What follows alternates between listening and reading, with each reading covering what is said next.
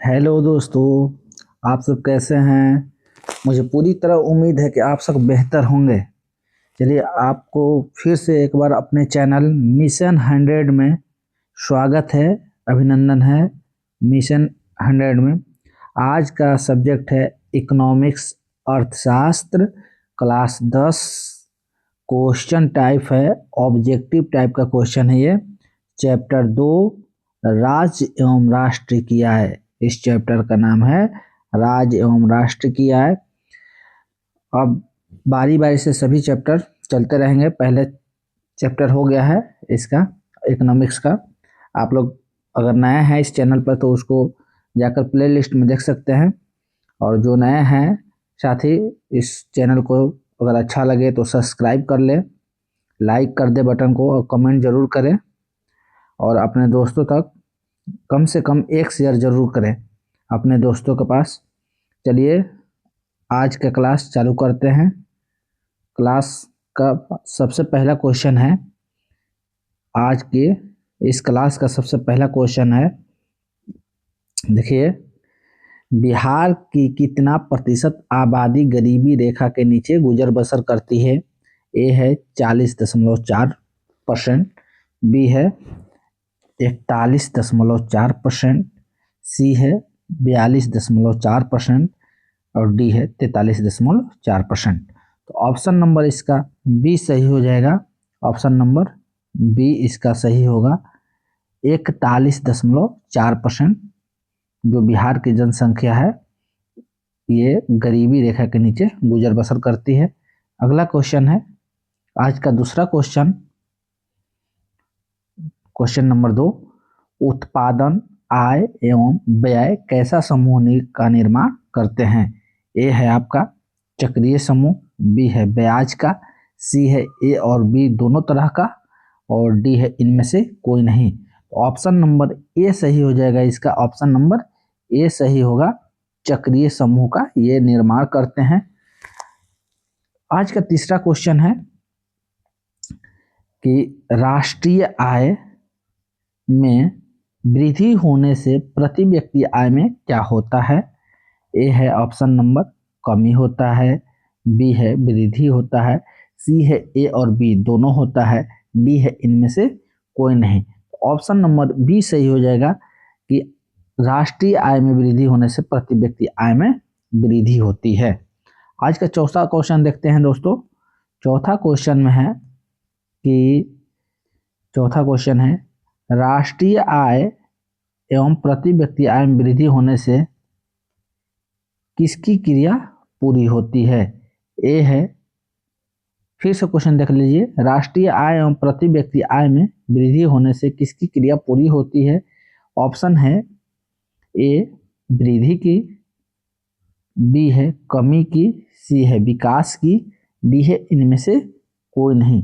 Option number सी सही हो जाएगा, विकास की क्रिया पूरी होती है। पांचवा क्वेश्चन आज का, इस क्वेश्चन को आप वीवीआई की श्रेणी में रख सकते हैं, इसको रख ही लीजिए, है ना। पांचवा क्वेश्चन है, y बराबर सी प्लस आई फॉर्मूला किसने दिया, मतलब ये सूत्र किसने दिया था।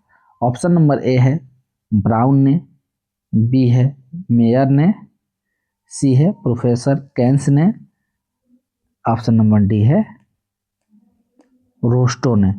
इसका सही उत्तर है option number C. Option number C, professor Keynes ने ये फॉर्मूला दिया था, जहां हो जाता है यहाँ, जहां y बराबर हो जाता है, जहां y बराबर राष्ट्रीय आय, इसको राष्ट्रीय आय, और c बराबर हो जाता है उपभोग व्यय। c बराबर हो जाता है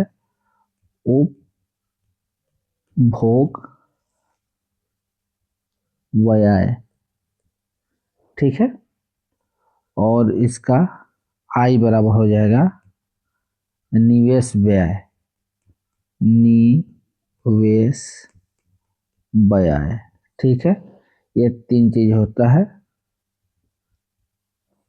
चलिए, पांचवा क्वेश्चन है आज का, खत्म हो गया ये। छठा क्वेश्चन देखते हैं। चलिए,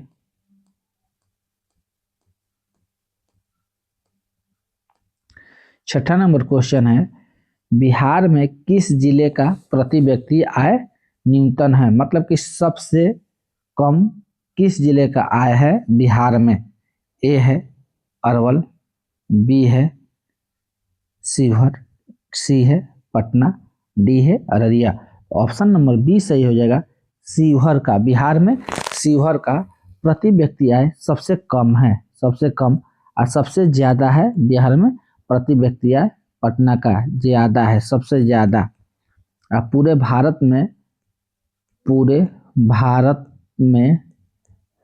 गोवा राज्य का प्रति व्यक्ति आय अधिक है, और सबसे कम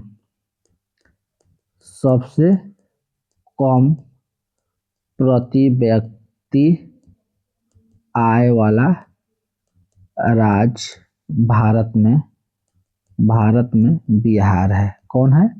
बिहार है। तो समझ लीजिए कि बिहार में किस जिले का प्रति व्यक्ति आय सबसे न्यूनतम है, तो शिवहर मार दीजिएगा उसमें ऑप्शन में, और यहीं प्रति व्यक्ति न्यूनतम की जगह पर ज़्यादा हो जाता है तो क्या मारा जाता है? पटना मारा जाता है। और पूरे भारत में पूछता है कि पूरे भारत में प्रति व्यक्ति आय किस राज्य का अधिक है, तो गोवा मारते वहाँ, गोवा। और सबसे कम पूछता भारत में किस राज्य का प्रति व्यक्ति आय सबसे कम है, तो वहाँ बिहार हो जाएगा। यहाँ से 4 क्वेश्चन आपका क्लियर हो जाता है। अगला छठा क्वेश्चन देखिए, भारत देश में उड़ीसा राज्य के बाद गरीब राज्य कौन है? उड़ीसा के बाद, किसके बाद? तो उड़ीसा के बाद पूछ रहा है। भारत में सबसे गरीब राज्य कौन है? तो उड़ीसा है। चलिए, अगला क्वेश्चन, उड़ीसा हो गया यहाँ, और ए हो गया ऑप्शन में झारखंड, बी हो गया छत्तीसगढ़, सी हो गया बिहार, डी हो गया इनमें से कोई नहीं। तो ऑप्शन नंबर सी हो जाएगा, बिहार। उड़ीसा के बाद गरीब राज्य, भारत का सबसे गरीब राज्य बिहार है, इसको माना जाता है। ऑप्शन नंबर सी सही है। 8 नंबर क्वेश्चन देखिए, 8 नंबर क्वेश्चन में है कि कौन प्रसिद्ध अर्थशास्त्री ने गरीबी के कुचक्र के रूप में व्यक्त किया है? ए है रैगनर्स, बी है मेडिसन, सी है अमर्त्य सेन, डी है इनमें से कोई नहीं। तो ऑप्शन नंबर 8 का हो जाएगा ए, रैगनर नर्क्स ने बोला कि क्या बोला? गरीबी कुचक्र के रूप में इन्होंने व्यक्त किया, रैगनर नर्क्स। ए नंबर सही हो जाएगा। चलिए, अगला क्वेश्चन है, 8 नंबर क्वेश्चन हो गया खत्म। 9 नंबर देखते हैं, किसी देश का आर्थिक विकास किस पर निर्भर करता है? मतलब उस देश का आर्थिक विकास किस पर निर्भर करता है? ए है प्रति व्यक्ति आय, बी है राष्ट्रीय आय, सी है केवल ए, और डी है केवल बी। तो ऑप्शन नंबर बी सही होगा, राष्ट्रीय आय पर उस देश का आर्थिक विकास निर्भर करता है। ऑप्शन नंबर डी हो जाएगा, केवल बी। बी में दिया है राष्ट्रीय आय, तो केवल बी। 10 नंबर क्वेश्चन है आज का, इस सीरीज का चैप्टर 2 चल रहा है, उसका ऑब्जेक्टिव चल रहा है इकोनॉमिक्स का। 10वां क्वेश्चन है, भारत में सबसे पहले राष्ट्रीय आय का अनुमान किसने लगाया? ए है डॉक्टर अमर्त्य सेन ने, बी है VKRV राव ने, सी है सर रिचर्ड स्टोन ने, डी है दादा भाई नौरोजी ने। तो ऑप्शन नंबर यहाँ डी हो जाएगा सही, ऑप्शन नंबर डी हो जाएगा, दादा भाई नौरोजी ने सबसे पहले अनुमान लगाया था राष्ट्रीय आय का।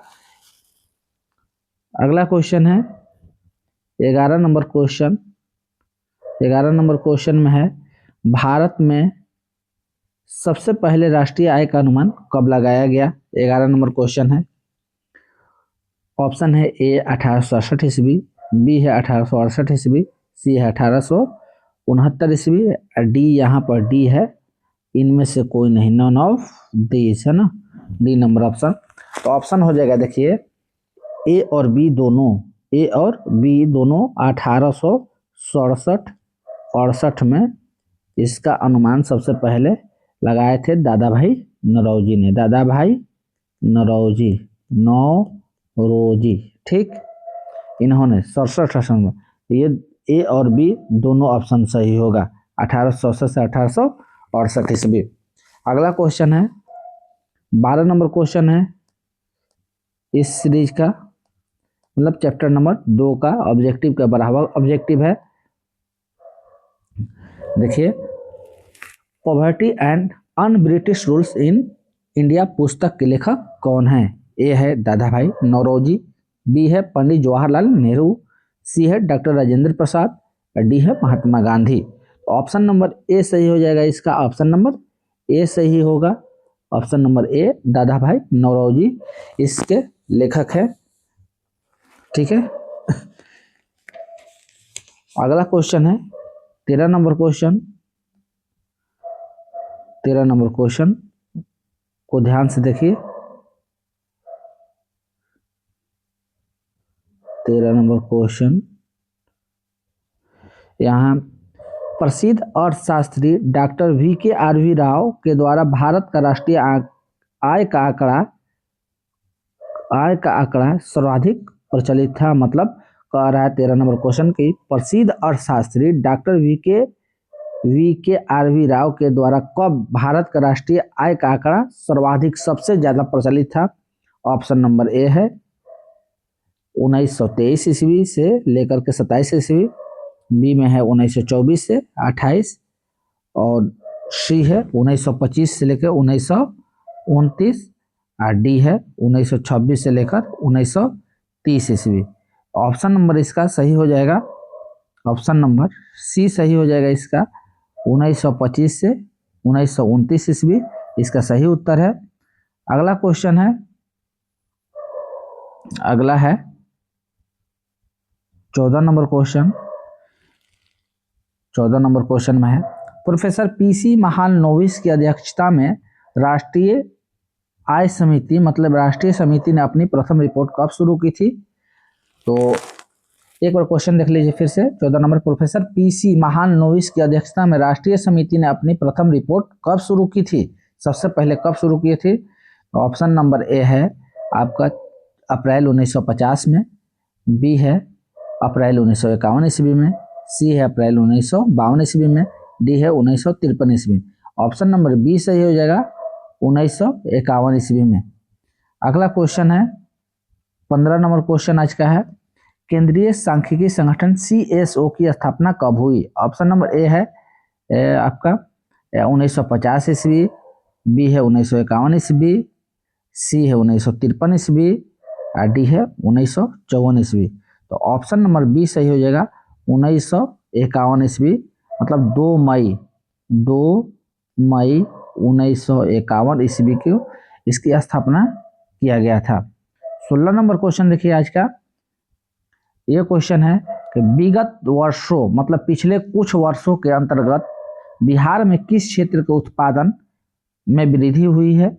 ए है प्राथमिक क्षेत्र में, बी है द्वितीयक क्षेत्र में, सी है तृतीयक क्षेत्र, डी है इनमें से कोई नहीं। ऑप्शन नंबर सी हो जाएगा इसका सही, तृतीयक क्षेत्र में विगत कुछ वर्षों में बढ़ोतरी हुआ है बिहार में देखा जाता है। प्राथमिक क्षेत्र के अंतर्गत क्या क्या आता है? तो प्राथमिक क्षेत्र के अंतर्गत आता है कृषि, याद रखिए इसको हमेशा बताते हैं हम अपने चैनल पर। कृषि आ जाता है, खनन, वानिकी और उत्खनन, ये प्राथमिक क्षेत्र में आते हैं। द्वितीय क्षेत्र में देख लीजिए विनिर्माण, मतलब सभी तरह का निर्माण कार्य, वी में है निर्माण कार्य, बिजली उत्पादन, ये सब द्वितीय क्षेत्र में आ जाते हैं।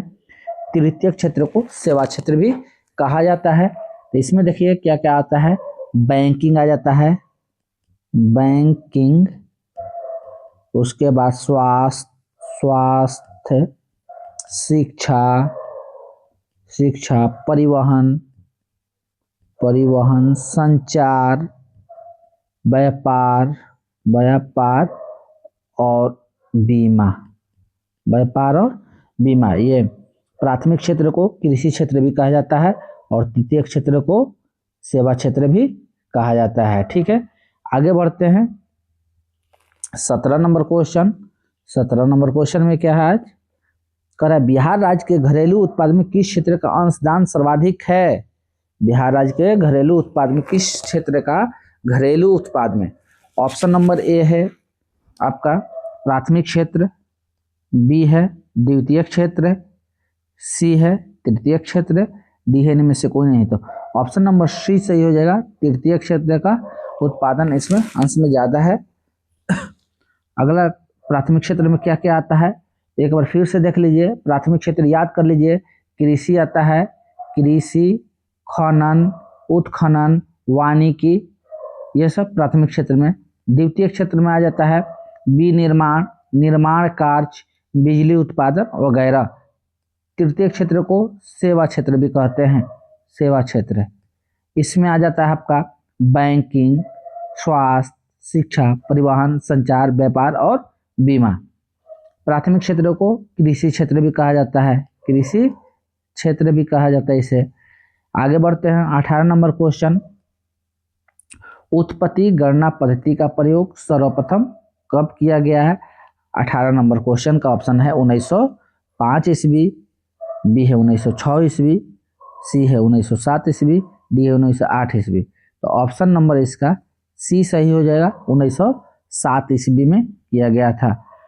19 नंबर क्वेश्चन है उत्पत्ति गणना पद्धति का प्रयोग सर्वप्रथम किसने किया था, मतलब किस देश में हुआ था। ऑप्शन नंबर ए है ब्रिटेन, बी है अमेरिका, सी है फ्रांस, डी है रूस। तो ऑप्शन नंबर ए सही हो जाएगा, ब्रिटेन, सबसे पहले ब्रिटेन में हुआ था।